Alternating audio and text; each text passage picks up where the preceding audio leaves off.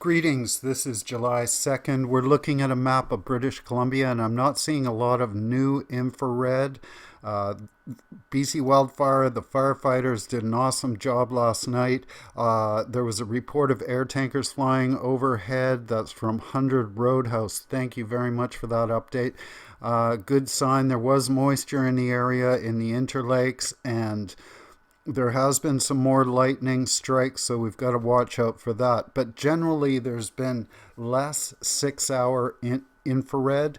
So I'm going to take a few screens showing infrared from yesterday and then infrared from today. First off, we're looking at hotspots southwest of Decca Lake. This is from yesterday. The orange is MODIS system, and those are 750 meter indications. That doesn't mean that fire is consuming that area. It's just an indication that a hot spot was identified in that area. However, the MODIS system and the orbital tracking can put it off as much as a kilometer. Now we're just looking at the WILDFIRE. That orbital pass is a little bit tighter. We get a more accurate sense of where hotspots are, and you can see it's in a large forested block to the southwest of Decca Lake. Now, that can be obscured by cloud cover and smoke, so there can be changes that are not picked up on infrared. So you want to go to the BC Wildfire site. The links are in the description below, and get your information there first, because they've got eyes on the ground and they're assessing the situation. We're now jumping over to Windy. We can see that wind shift has occurred. It's now coming from the west and the northwest. It's about 11 kilometers an hour. It could be fairly steady in some areas. I know I have a report from a friend in the Caribou around the Bridge Lake area that smoke has rolled in again coming from the west. We are seeing fairly consistent wind gusts around 20 kilometers an hour, but they could peak as high as 30 kilometers an hour or 33 kilometers an hour over the next few days. So just be aware of that. Watch the wind. The link for Windy is in the description below. They use weather stations in your surrounding area in order to collect this data and put it in a nice graphical image for you. We're going back to the Interlakes area now. This is infrared collected from today, about 2 hours ago, and we can see the MODIS system and the WIRS. The older yellow infrared and the newer red infrared, but I'm not seeing anything in the most recent 6 hours. So not a lot of change in the infrared over 6 hours ago.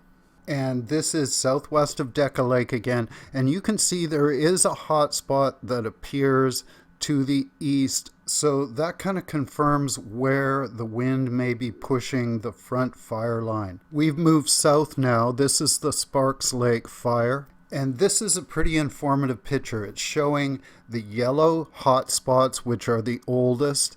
They're over 24 hours old. And then around the perimeter are newer red spots. So the fire acts much like burning a piece of paper.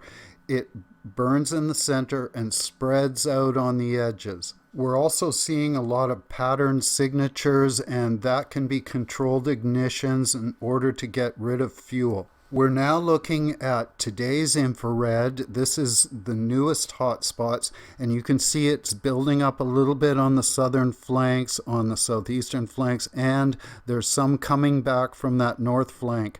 So that's where the newest fire is occurring. If we turn on the satellite imagery, you can see the smoke pattern pushing down to the southeast and then going over Savona and heading towards Kamloops. Again, check with BC Wildfire, because if winds pick up, it can throw ash and embers, and you want to be aware if any other spot fires pick up. But what we can see is a combination of the effort of the fire crews and the wind has stopped that northward progression right now. I am seeing a few spots just to the south of Young Lake. We've moved westward to the fire at McKay Creek Pavilion, a same situation but different wind patterns.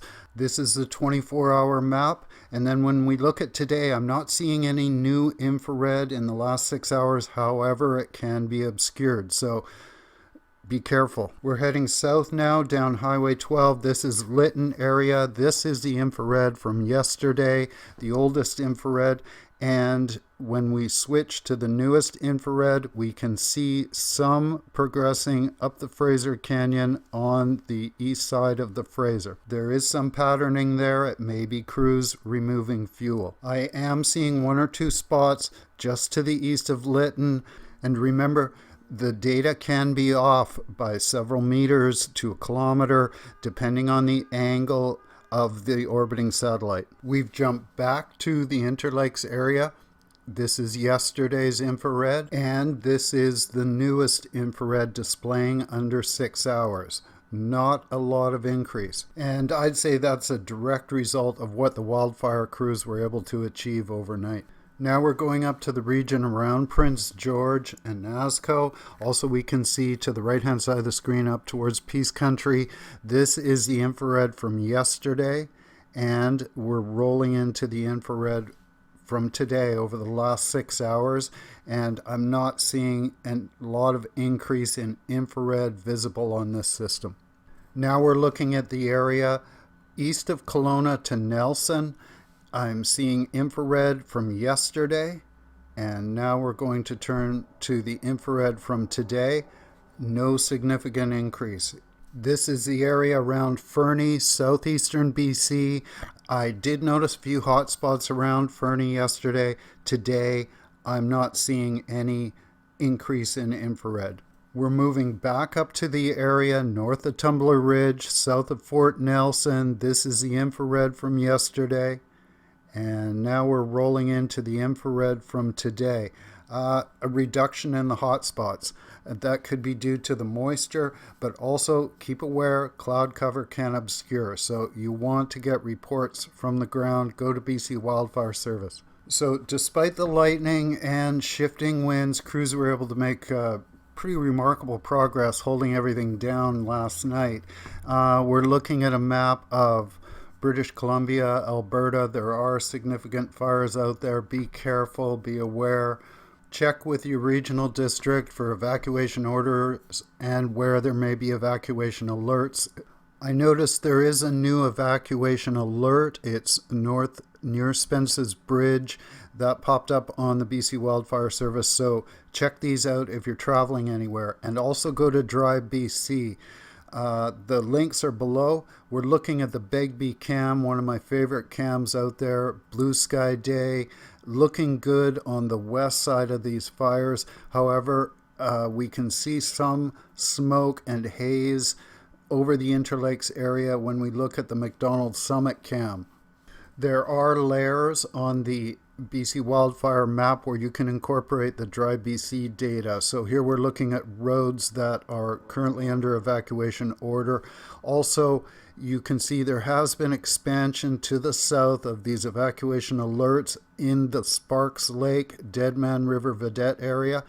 Also, the evacuation alert notice has moved further north, up above Bonaparte. So be aware of the area that you're going into. A lot of these are back roads, FSRs, with smoke and shifting wind patterns. You don't want to be in a situation where you're unsure of where there's clear access. So check first, make a plan, and let people know where you're going. I've traveled a lot, spent a lot of time in the woods, and even in wildfire season, British Columbia is one of the best places to be. Be safe, be prepared, know where you're going. Look out for your friends and neighbors and keep your nose to the breeze. Thank you very much for watching.